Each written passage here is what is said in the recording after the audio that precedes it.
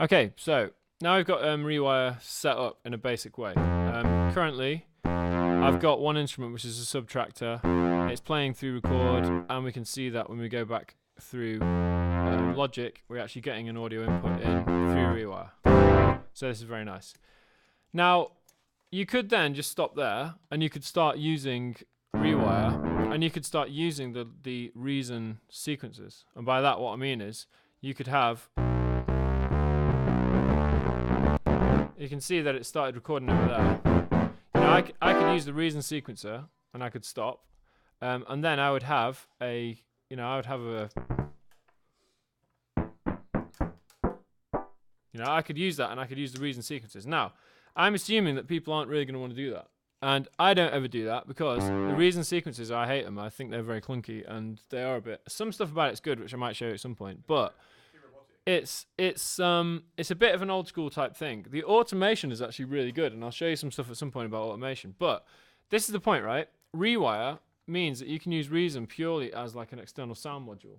And I would suggest that we're probably going to want to do that mostly. Now, as I say, at the moment, the reason why when I play a key, you actually hear something from Reason, it's actually because of this. This thing here, when there's a red...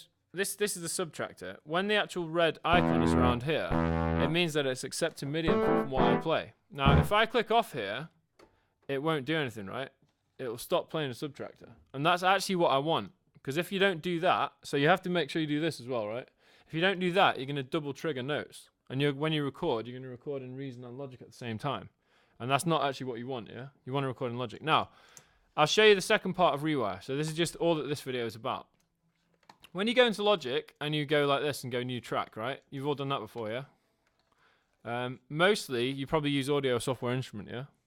Now, what we're going to do now is something different. So, you're going to go external MIDI, okay? And when you go create, you then get a track which says, is external MIDI. It defaults to being like a grand piano, to being like a general MIDI grand piano.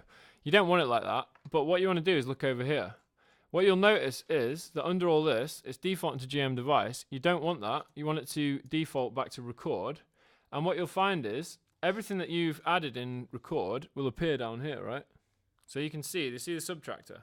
It appears twice. I'm not entirely sure why that is. Just to demonstrate that that's true, I'm going to go in here and go create something else. In fact, let me see if I can see them both simultaneously. If you can watch this at the same time as watching what happens over here, if I actually go create an instrument like something else, Korg Drum Designer, do you see how that just appeared? Kong. It appeared over here in Logic, yeah? So essentially, if I go back up again to this track, if I choose this to be the subtractor instead, then my sequencing within Logic, if I now sequence something, now I'm going to record as if I would record normally in Logic, yeah? Okay, so...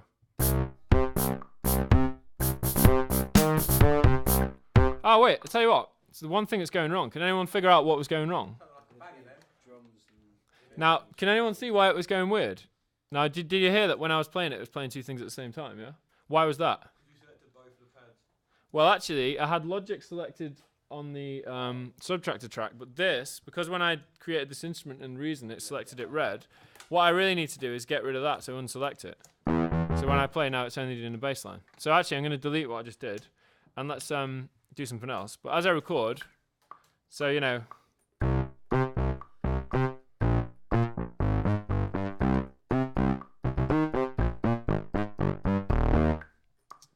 So anyway, there's a little line. Now you can see that within Logic, my sequence is there within Logic with all the standard things that you get in Logic. Velocity editor.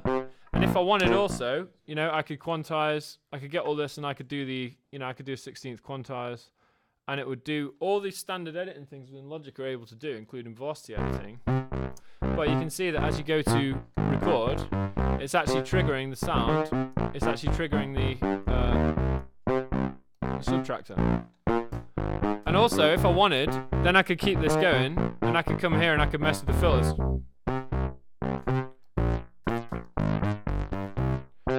So, whilst it's playing in Logic, then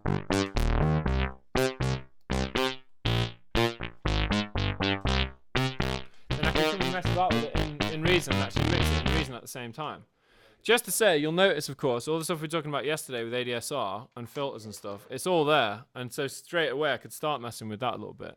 But anyway, that's the first idea of what ReWire really is. So essentially, you could spend your whole time, more or less, in Logic, doing what you normally do, sequencing, doing all this stuff.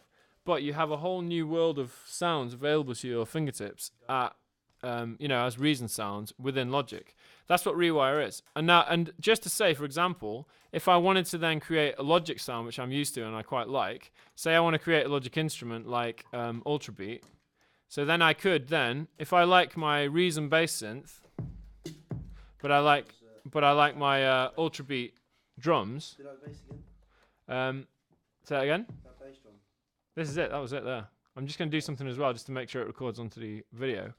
But to actually hear, if I like my Reason bass and my Logic drums, then essentially I can, I can combine the two.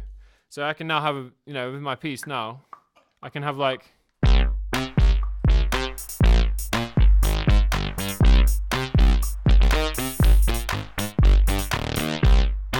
So,